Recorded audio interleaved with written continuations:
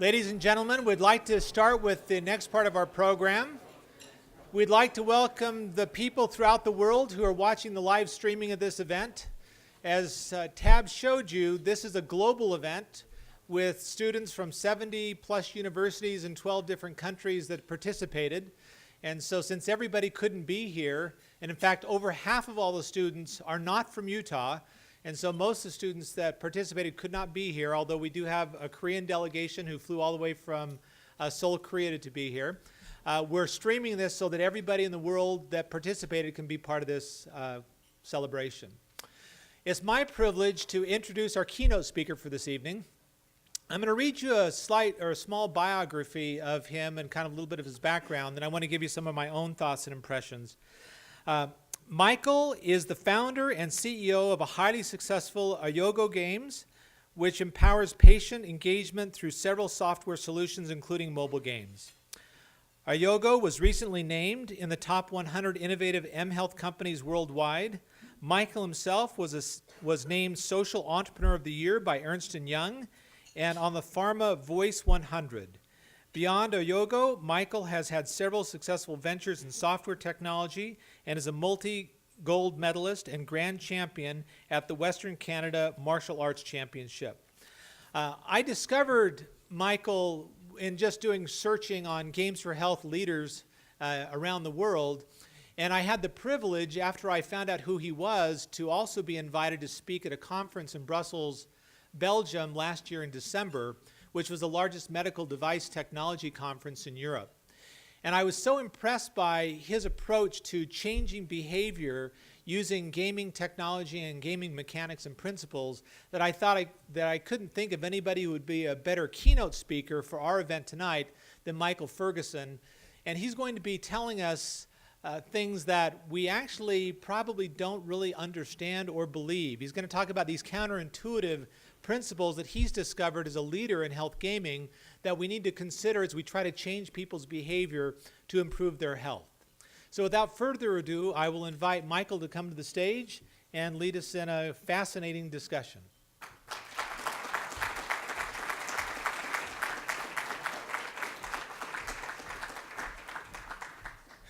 Hey everybody, hello in here and out there in the world, and thanks very much for having me. I'm really excited to be here. I decided that a good subject for my talk would be about how everything you know about gamification is wrong. Just because I'm naturally a contrarian person, and I thought that it might have some good SEO juice later. So you probably know this term gamification. It's become, I think, increasingly commonplace. The idea that you can use the principles of gaming to achieve practical ends. That's usually how the definition goes. I think, in fact, usually the words, when it's actually applied, people don't usually follow that recipe quite the letter. And I'll explain what I mean, and perhaps you'll recognize it in the gamification projects that you've seen. Just to introduce my company and what our interest is in all of this, we are focused on healthcare specifically, and particularly on helping patients who are managing complex chronic conditions to avoid acute events associated with those conditions. So we are helping people manage their care plans while they're away from clinical settings, when they're at home, in their real life. You might say that the problem we're solving is that the healthcare system is full of highly qualified people speaking very precise language and highly controlled environments. I mean, this is exactly what we want from our healthcare system. It is, though, unfortunately, roughly the opposite of real life. And people don't live in highly controlled environments. They live in totally uncontrolled environments, speaking imprecise language and reasoning emotionally about things that they don't fully understand. This is the actual world in which we all live, and it's very difficult to manage complicated healthcare conditions when the language that's being spoken to you is a language you don't recognize, and the circumstances that you're being that you're in when you're being educated about your condition is an environment that's unfamiliar to you. So we're trying to help translate the language of the healthcare system into a language that patients can understand, and vice versa. Help patients express back to the healthcare system that's trying to help them what their real goals and real values and objectives are.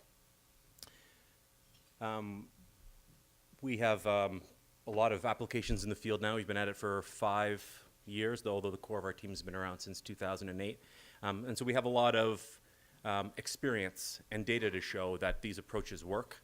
So I'm not just talking in principle here. I'm talking about things that we've actually applied and seen real results, improved outcomes for patients. I'll talk a little bit about that, and improved patient satisfaction scores, which is an important goal for a healthcare system where people are often very dissatisfied with their care. And I suppose I should also say, it's important that I say, that these ideas aren't just mine. I'm surrounded by a group of very, very talented people back at our head office in Vancouver. The co-founder of the company, Paul Prescott, and I have been working together since, well, the late 90s, when we started working together on standards for the World Wide Web at the World Wide Web Consortium. And we enjoyed working together so much where I guess I managed to be convincing enough to get Paul to continue to suffer the punishment of working with me, to start a couple more companies, including this one, and we've surrounded ourselves with some very talented people who have contributed to these ideas. So, our customers come to us and they describe their problem this way. They say, we give patients tools that they need to manage their health and meet the goals that they say that they have to be healthier. These are very good tools. They're evidence-based science. This is what works. They look a lot like this. They're very efficient. Many of them very, very easy to use. Trivially easy in this case. It's a logging tool. Trivially easy to use. And yet, they don't use them. They ignore them, in fact. They take them home and they put them on the coffee table and pay no more attention to them. And instead, they spend their time in applications that look like this. Applications that really accomplish nothing. They're trivial. Why would you spend your time in an application that looks like this, that does nothing, instead of in a tool that can literally save your life? This is very confusing to most clinicians, confusing and counterintuitive, until you think about what's actually going on. What is the underlying psychology here? You have a 200,000-year-old brain. And that brain was developed in an environment of scarcity. Your life was going to be short. If you found a pile of Krispy Kreme donuts in the African savannah 50,000 years ago, you should definitely eat them. Right? Diabetes is not your problem. Right? You're going to get eaten by a hyena. That is how you're going to die. And so we're just not equipped for a world where we can eat anytime we want, eat as much as we want, eat anything we want, and we're going to live a long life. And so we have software flaws, actually, in our brain that keep us from making good decisions in the short term about our long-term health. But it's not all bad news. Even 50,000 years ago, we needed to make long-term investments, acquiring skills, developing knowledge, building habits. These children are playing the most important game that's ever existed. In fact, without this game, there would be no humanity. The most important thing that you could teach a child as a proto-human 50 or 1,000, 100,000 years ago would be to hide from predators or seek prey. That's the most useful skill. Now, you can't learn that skill all at one time. You can't just pick it up. You actually have to make very small, incremental investments in developing that skill over time in order to get good at it. So given that human beings are not very good at seeing long-term benefit of their short-term actions, how did we do this? Why are these children playing this game and developing this skill set? Well, they're playing because it's fun. Playing because it matters to them emotionally. Healthcare applications are typically designed to be accurate, fast, precise, but not beautiful or satisfying. And this is precisely why they are not engaging. Engagement is not at all about efficiency. It is entirely about emotional involvement. And if you think about the things that matter to you, the things that you make investments in the long term in your life, there are things that you are emotionally committed to. Not so much that you are intellectually committed to them, although they may be interesting intellectually. I certainly find my wife fascinating. But I invest in my relationship with her because it matters to me emotionally. And it is this emotional engagement that keeps us, it's the emotional infrastructure of our mind that keeps us engaged in things that can provide us benefit over the long term. So we look at games as an example of systems that generate emotional engagement. Successfully, for hundreds of thousands of years, we've used games to generate the kind of emotional engagement that's required to develop knowledge, to build habits, to develop skills. So gamification, right? Let's just take this knowledge and apply it to some serious problems. Done. But yet, of course, we're all aware of gamification projects that go horribly wrong. Why have we not solved all of our problems? What went wrong? A lot of really smart people built gamification companies. You can go and buy gamification frameworks right now and apply them in your businesses. And many of you have even tried and found that it's not been successful. And why is that? Let's give people points when they do something good. Let's add leaderboards to make it social. What about badges and accomplishments? Shouldn't these things work to build engagement? Isn't this what games are? They're tacked on. They're not baked in. Points and badges and leaderboards are not games. They're the output of games. You have to understand the underlying infrastructure of the game, of what a game is, in order to apply the principles effectively. Let me give you a kind of a simple example of what I'm talking about. So I have a good friend. This was my Christmas present to her. She loved it. She loved it because this is what she does. I was speaking to her about what matters to her, not what matters to me. When you add points and badges and achievements on top of a system that doesn't speak to the person's interests, all you're doing is welding wheels on a bicycle. You're giving the person a sculpture that looks like a bicycle. As soon as they get on it and try to ride it and realize it doesn't go anywhere, there's nothing but disappointment. Here's why these applications that have all kinds, they're beautiful. They look just like games. And you may have even field tested them. Taken them and put them in front of patients or end users and said, do you like this? They say, well, yeah, that's beautiful. That's way more gorgeous than the last blood glucose tracker you gave me. That's lovely. All those points and badges will be fantastic when I start using it, but then it starts throwing alerts about points that they don't care about and about badges that they have no idea what they're for, because you haven't gamified the underlying system. You haven't looked at the underlying mechanics. You just layered something on top that doesn't work. But how do we bake it in then is the question. So there's probably people in this room that design games for a living. So for those of you, I'm about to bore you just a little bit. There are, you could argue with me whether it's really 5 core principles. Maybe it's 7 that you like, maybe it's 4. But I picked these 5 because I think that they cover the basis pretty well. If you've got a system, if you're building a system, and you have not implemented each of these 5 design patterns in your application, then it is not gamified. A thing is not a game unless it has these 5 things: agency, challenge or conflict, uncertainty, discoverability, outcomes that reflect back to the person what it was that they were doing that mattered to them. Let's just talk about those one by one just for a minute. So what do I mean by agency? I mean meaningful choices. So you see this a lot in healthcare applications where you say, well, would you like to eat something healthy or would you like to eat something unhealthy? Right? That's not a choice. There's no real agency there. The person knows that one is the right choice and one is the wrong choice.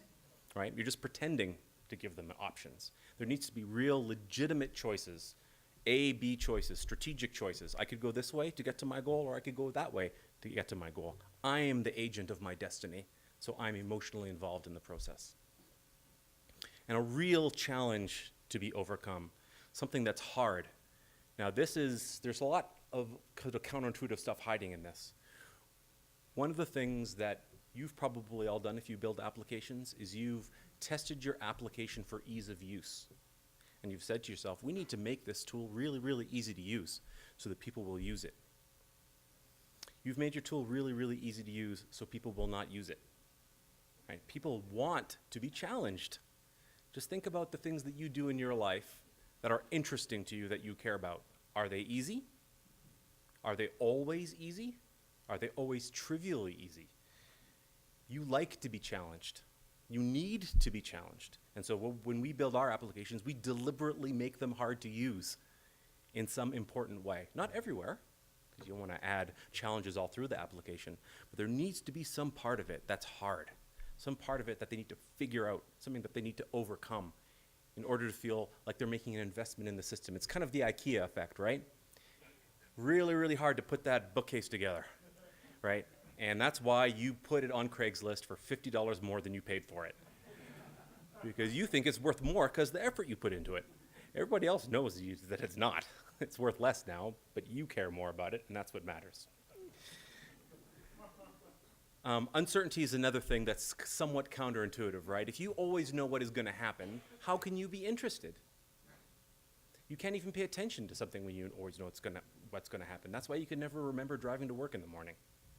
It always happened exactly the same way, and so you didn't even really pay attention. Now think of all the most boring things in the world.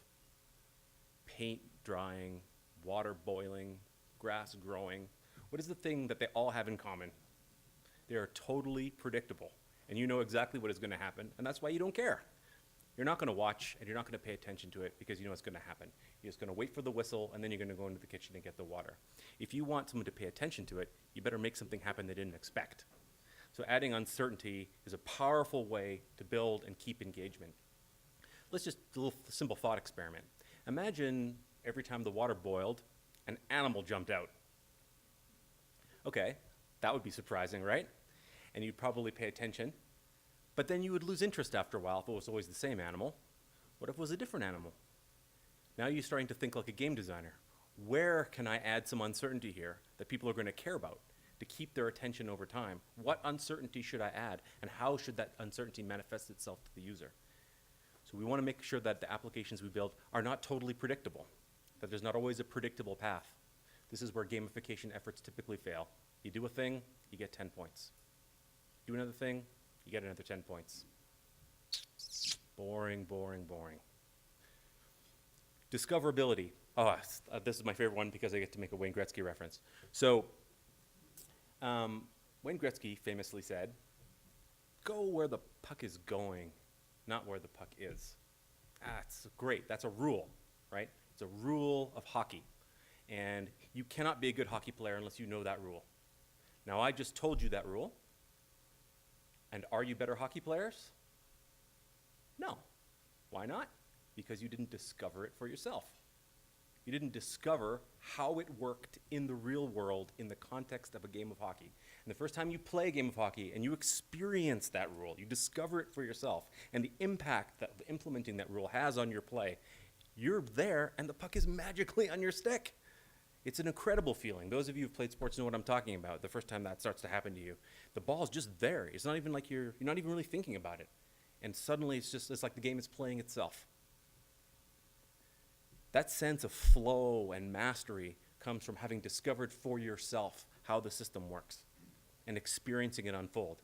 So this is why most games don't have user manuals. Nobody wants to read the user manual. You want to figure it out by playing it, right? That's part of the joy of it, is to figure out how the thing works. So most of our applications, they don't tell you how they work. You just got to figure it out. What does that avatar do? I don't know. Poke it and see what happens. This is interesting.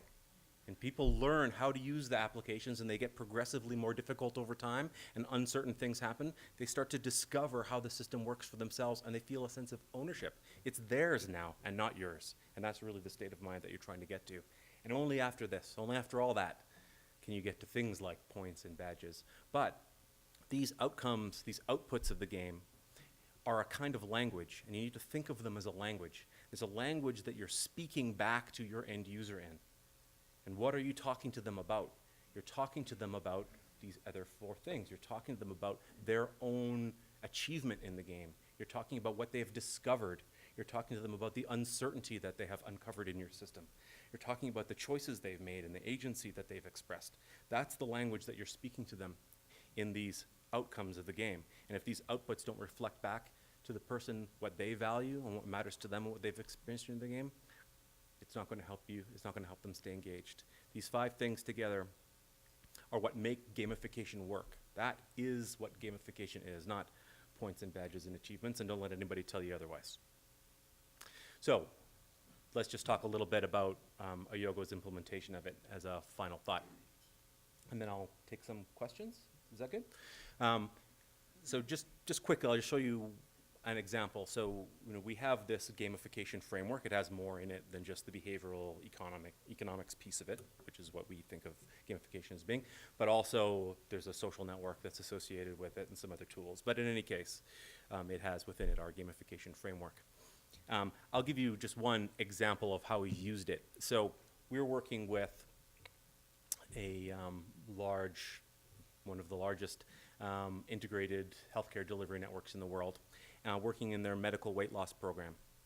So in that program, people are referred by their clinicians because their weight is sufficiently high that it's going to kill them. So they have a very serious medical problem, obesity. They're calling it super obese because it sounds better than morbidly obese, but I think you get the point. And they arrive at this program, and they're given, well, a bunch of resources that are important, knowledge that they need to gain. They need to know more about how diet, how to exercise effectively, how to change their and alter the food that they're eating. Need to learn about how to manage their relationships that may be unhealthy. They get given a lot of very well-written content, very precise, very controlled, very dispassionate content. And the clinicians we were working with are very proud of it. They spent a lot of time on it. It's considered some of the best content in the world. This is a very highly regarded program, it's considered one of the most effective programs in the world.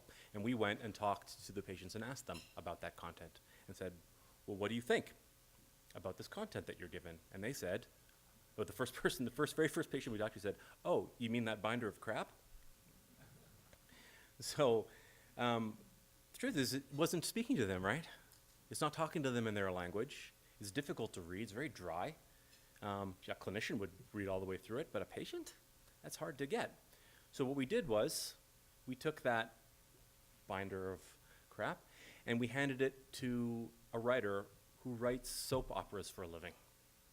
And we said, what we'd like you to do is we'd like you to write a Mexican soap opera. And every scene, every conflict, every circumstance in that soap opera has to be reflective of this content. We want you to work through every scenario expressed in this content in this story. But it's not just a linear story with characters. We want it to actually be a choose-your-own-adventure story. So you make choices on behalf of the protagonist as they guide themselves through the various scenarios that are written in the soap opera. They make choices so there's agency. There's conflicts to be overcome. There's uncertainty as to the outcomes, and they discover what is the right and wrong choices. And at the end of it, they get to see the result in the story, the character. It's very simple. See, these principles, you don't have to end up with Halo. You can use these principles very simply in the application you're doing. A choose-your-own-adventure story, pretty simple thing. But we're speaking to the patients in language that's meaningful to them, and we're giving them characters they can get emotionally engaged with. Well, they love the stories. The majority of them, something like 60%, just over 60% of all the patients, look literally at every single page of that content. A binder that previously they just took home and put on the binder and put on their coffee table and never looked at again. Because if you've used a choose-your-own-adventure story, you know what you do, right? You go and you try to make all the right choices and get to the end, but then you go back. You make the other choices just to see what happened, because you want to know what happened if Julio doesn't tell his girlfriend about the love child. And will Maria ever find love? We want to know. Inquiring minds want to know. And so we go back and we explore that space because it's about exploration. And we see the content that matters, and we emotionally engage with it. And it turns out, interestingly, that when you get back to the medical weight loss class at the end of the day, it's a lot easier to talk about incontinence and sexual dysfunction when you're talking about Maria and Julio than it is when you're talking about yourself. So it turns out to be a very useful way of abstracting some of these very challenging issues related to these conditions out into a set of other characters that you can relate to, but still have a meaningful conversation about. We're very proud of that application. The results were very good.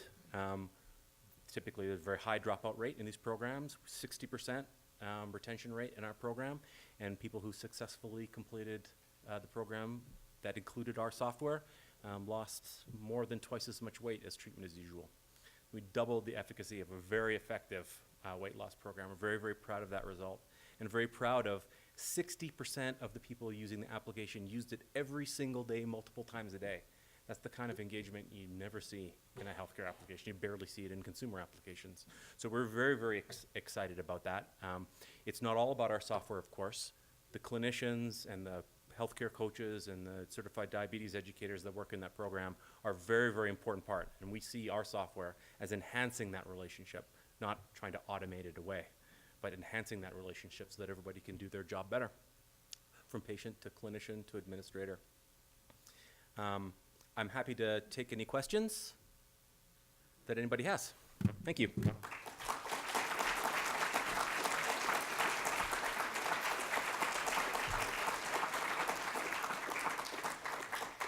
Yes. So, do you find that there's a particular demographic age patient that your app is attracted to and typically works at 60% rate? Uh-huh. Can you explain a little more about that? Yeah, that's a really good question. So play is a universal phenomenon, right? You instinctively play with toddlers, you play peekaboo in the crib, right? So you play from the earliest days. My mother is a hardcore gamer. She's 80 years old, hardcore gamer. Bridge, she's like full on. And so play is this universal phenomenon. No, those are two totally different games. And she plays very differently, they each play very differently, than my son does now, who's really all about Assassin's Creed right at the moment. I have mixed feelings about, but it's undeniably a well-designed game. So their play styles are different. So you want to design to the play style of your population. We spend a lot of time thinking about the demographics of the patient population we're deploying to. We want to make sure that we're speaking to them in their language, so contemporary cultural references are very important. We didn't accidentally choose a Mexican soap opera. This is for Southern California region, so it's familiar for a lot of people that were there, so we picked it deliberately. And when we're working in Canada, we talk a lot more about hockey and maple syrup, but yeah, there's underlying behavioral principles here, but on top of it, you have to speak a language that the end user understands and use tools. And the elderly have a difficult time with certain kinds of interfaces, so there's some mechanical issues as well. But that's all principles of good design.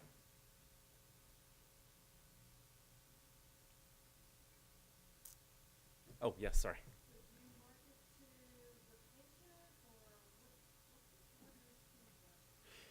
Yeah, so I mean, this is just our way. So other companies do things other ways.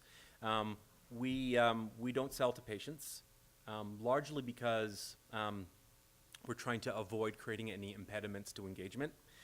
Typically, the populations that we deal with have a very difficult time engaging with their health at all. I mean, they've had a lot of negative experiences. Most of the conversations they have with their clinicians are negative ones. And so, we're trying very hard to make it easier for them to engage. So making it cost money is one way to make it hard for them to engage with it. So there's that. But typically our customers are hospital networks, although we have another part of our business uses different applications. We work with life sciences companies, primarily interested in improving adherence to medication. Yes? One of the typical comorbidities of overweight and diabetes is her mental issues. Yes, absolutely. Anxiety and so on. How do you deal with that? Yeah, that's also a good question because, the world that we deal in is the world of psychology, ultimately. I mean, in some ways, the sort of specifics of the condition are kind of secondary to our work. I mean, we're trying to get people to change the way that they think about their health, the way they feel about their health, and thereby change the way that they are acting. But first you have to change the way that they're thinking about it. And yeah, I mean, a lot of the problems people have with, compulsive eating and so on related to childhood trauma and other issues, we have, psychologists on our staff, and our applications are designed to deal with a lot of those kinds of considerations. So in particular, giving people tools to deal with cravings in the moment is something that we think a lot about. We're working with the University of North Carolina right now on an application for young people who have opiate addictions, and giving them a tool that help them ground themselves in those moments where they feel that their craving is overwhelming their ability to act. So there's a variety of different techniques that one can use depending on the population and the particular circumstance, but mental health is at the heart of almost all physical health, isn't it? Yes. What would you say is the average time spent on research and market research, consumer research, compared to actual design and programming and developing the application? Yeah, that's another really good question. Not enough. Right? We would love to always do more, always more. You never know enough. And you're always wrong about something important. And the question is just, how wrong are you? and can you figure out what it is you were wrong about quickly enough to fix it? So we spend as much time as we can, depending on whether we're building, it's one of our applications that we're building for ourselves, one of our products, or whether we're helping somebody else with one of their products. We spend a lot of time in the research phase. We try to aim for 50% on research and background design, literature reviews, and interviews before we begin doing any design or coding. Thanks a lot. Thanks, everybody. Yes, thank you, Michael. Giving us some wonderful things to think about. We really appreciate that.